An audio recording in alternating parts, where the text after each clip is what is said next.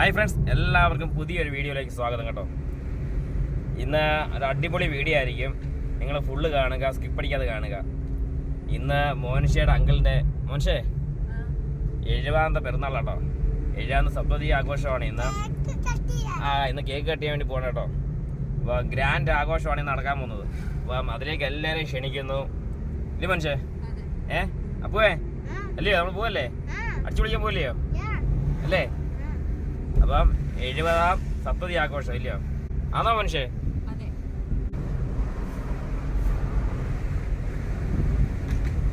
അപ്പം നമ്മൾ ഈ സ്ഥിരം പോകുന്ന പോലെ തന്നെ കാരിയറ വഴിയാണ് പോകുന്നത് കേട്ടോ. അപ്പം സ്ഥിരം വീഡിയോ കാണുന്നവർക്ക് മനസ്സിലാവും, കാരിയറ പുല്ലൂർ വഴി. അപ്പം ആ വഴിയാണ് നമ്മൾ പോയിക്കൊണ്ടിരിക്കുന്നത്. അപ്പം എന്നും ആ വഴി നിങ്ങളെ കാണിച്ച് നിങ്ങളെ ബോറടിപ്പിക്കുന്നില്ല. ഓക്കെ,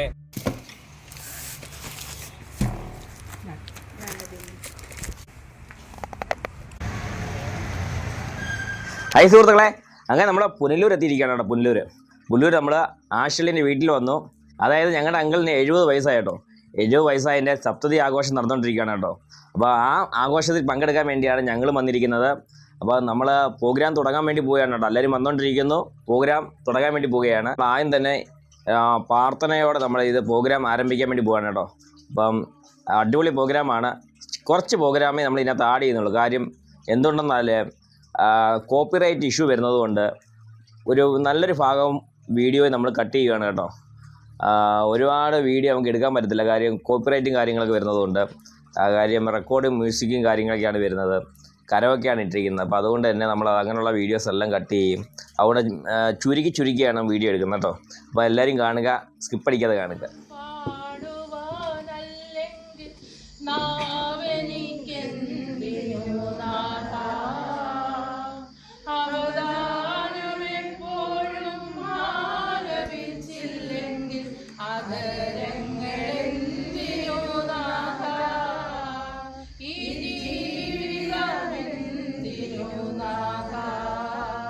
ഇവിടെ തന്നെ ഉണ്ട്.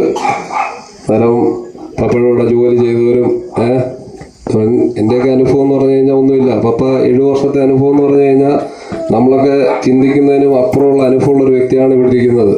നമ്മൾ കാണുമ്പോൾ ഈ കസേരയിൽ ഇങ്ങനെ സിമ്പിളായിട്ടൊക്കെ ഇരിക്കുന്നെങ്കിലും ആള് ടർബൊരു മനുഷ്യനാണ്. ഇപ്പം ചോദ്യം കിട്ടുന്നേ ഉള്ളൂ. എന്നാലും അടിപൊളി മനുഷ്യനാണ്. ഇവിടെ കടന്നു വന്നിരിക്കുന്ന എല്ലാവർക്കും ഞാൻ സ്വാഗതം അറിയിക്കുന്നു. എല്ലാവരും ഞങ്ങളെ പ്രാർത്ഥന ഓർത്തത് നന്ദി അറിയിക്കുന്നു. മഹത്വം ഉണ്ടായിരിക്കും. ദൈവം തമ്പുരാൻ ഞങ്ങളുടെ കുടുംബത്തിൽ ഏറ്റവും മൂത്ത മാവിയുടെ മോനാണ് അച്ചകുഞ്ഞ്. അച്ചകുഞ്ഞിന് 6 സഹോദരങ്ങളാണ് ഉള്ളത്. രണ്ടാമത്തെയാണ് അച്ചകുഞ്ഞ്. 4 ആണും 4 പെണ്ണും 2 ആണുമാണ്. അച്ചകുഞ്ഞ് ദൈവത്തിൽ പോയാൽ 2 ആൺമക്കളെ ദാനമായി കൊടുത്തു.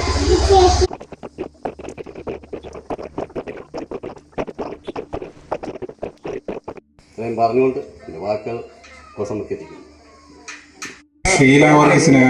ഷീല ജോർജിനെയാണ് അച്ചകുഞ്ഞാൻ കല്യാണം കഴിച്ചേക്കുന്നത്. അന്ന് തൊട്ട് എനിക്ക് അച്ചകുഞ്ഞാനെ അറിയാം. അച്ചകുഞ്ഞാൻ നല്ലൊരു മനുഷ്യനാണ്. അതായത് അധ്വാനശീലമായിട്ടുള്ളൊരു നല്ലൊരു മനുഷ്യനാണ്.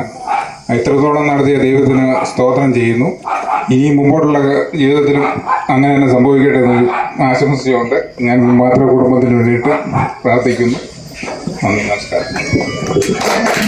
ഇരിക്കുന്നത് നമ്മുടെ അച്ചകുഞ്ഞാൻ്റെ 70ാമത്തെ ജന്മദിനം ആഘോഷിക്കുന്നതിന് വേണ്ടിയാണ്. അച്ചകുഞ്ഞാനും ശീലമാമയും ഞങ്ങളുടെ ജീവിതത്തിൽ വളരെ പ്രധാനപ്പെട്ട വ്യക്തികളാണ്. കാരണം സഹോദരങ്ങളെ ഒത്തൊരുമിച്ച് മുന്നോട്ട് കൊണ്ടുപോകാൻ ആ കുടുംബം നയിക്കുന്ന ഒരു ഭയങ്കര അനുഭവം ഞങ്ങൾക്ക് ഓരോരുത്തർക്കും ഉണ്ട്.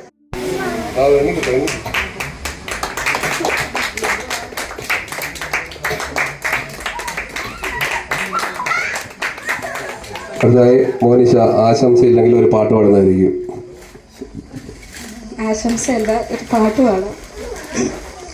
ഇടറി വീഴുവാൻ ഇടതരല്ലേ നീ യേശുനായകൻ. ഇടവിടാതെ ഞാൻ നല്ലിടയനോടെന്നും പ്രാർത്ഥിക്കുന്നിതാ. മുൾക്കിരീടം ചാർത്തിയ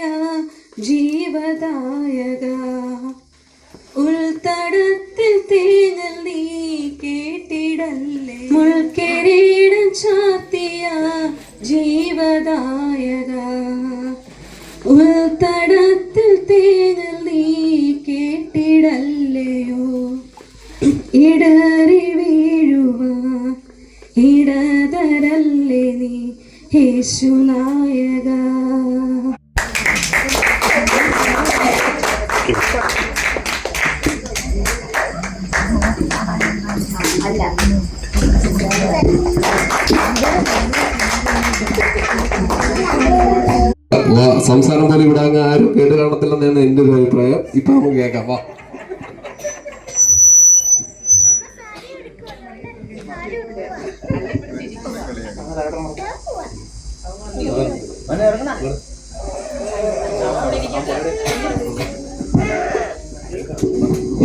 എല്ലാവർക്കും നമസ്കാരം.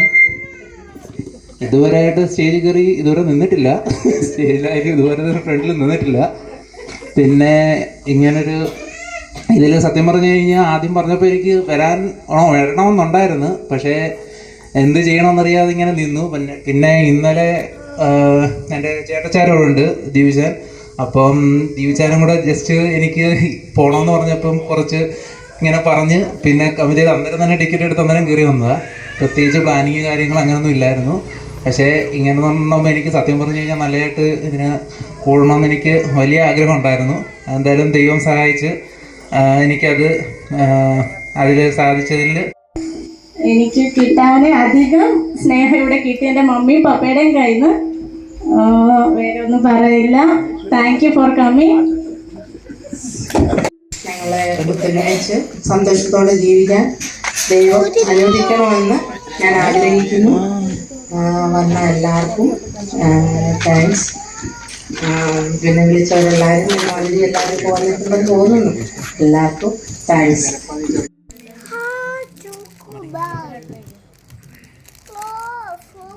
പാട്ട് പാടാറി